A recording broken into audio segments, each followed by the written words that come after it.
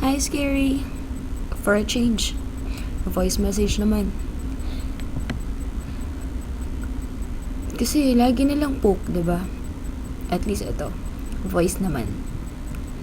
Pero okay din. At least nakikita ko, nalalaman ko pag nag-online ka, yun, nagpo-poke ka. Pero hindi ako agad-agad nagpo-poke back. Kasi kapag may notification sa may gilid, sa may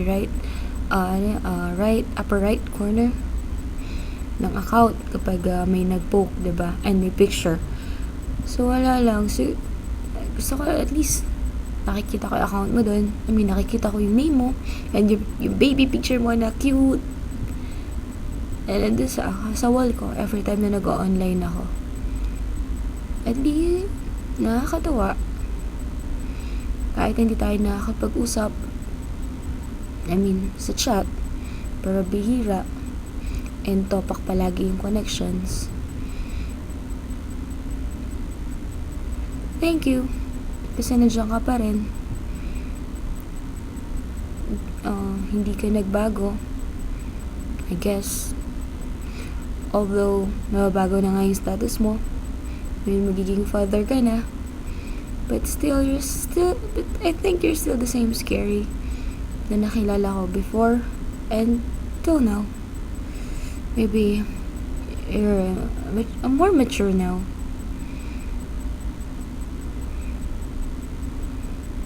About sa Singapore na plan, actually, I'm not going with my family this year.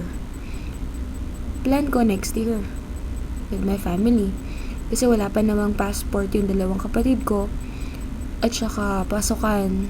Tapos mag-board exam pa si Russell, younger brother ko. So, hindi pwede. Siguro next year, pag bakasyon ng youngest namin. So, we'll see.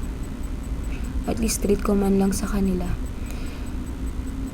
Gusto ko sana this year na mag-unwind, yun nga. Siguro Singapore, kasi nga may friend din ako na nasa Singapore. High school friend sa Olga. Doon na siya nakatira. Kasama niya yung husband niya. So, ayun, nag-i-invite siya. Naalala ko naman, may naman ako ibang pwedeng kasama. Tapos si May naman, hindi rin pwede. Kasi nga, diba, she's pregnant na. Tapos yung mga friends ko naman sa Cardinal, wala na rin, mga nasa Qatar na. Kaya, ayun. Pero kung hindi ka na, kung hindi ka naman pwede, it's okay. Bahala na siguro pag uwi ko kung saan makakapag-unwind. So, kasi mag-unwind, kasi syempre, stressful na nga dito, tapos lahat pa ng mga stress na nangyari dyan, yung mga changes. Tapos yun nga, pag uwi ko, wala na si Lola, wala akong mga abutang Lola. So, yun, gusto ko man lang sana ma-release man lang yung mga tensions na mag-enjoy. Wala na. Baka December ba yan? Baka September 28 andyan na ako. Kasi September 27 yung flight ko. Yun, until November 2. Kasi talaga na-request ko yun kasi para nandiyan ako ng birthday ng parents ko and sa All Saints Day para doon ako kay Lola. At least sa ganun man lang makabawi ako sa kanya. Mapuntahan ko man lang siya doon sa memorial. And siguro early celebration na rin ng birthday ko. At least kasama ko yung mga special people. Kasi diba November 28 ako. So November nandiyan na ako. Nandiyan pa ako. So at least makapag-celebrate naman lang. Kasama yung mga taong importante sa akin dyan. Kaya ayun. Sana magkita pa tayo. Sabi mo nga, we'll surely gonna see each other. So sana. And hindi rin natin alam, maybe. Kasi kung pupunta ka na ibang bansa next year, sabi mo nga, you're planning to go to Australia. So, pag uwi ko next year, wala na. Hindi na kita makikita. Hindi na tayo magkikita. Kaya yun. So, kaya, di ba nga sabi ko dapat hindi ako uwi this year. Eh, naisip ko, kung hindi pala ako uuwi this year, pag uwi ko next year, oo nga, mahaba nga yung bakasyon ko. Kaso wala ka naman. At baka hindi na rin tayo magkita.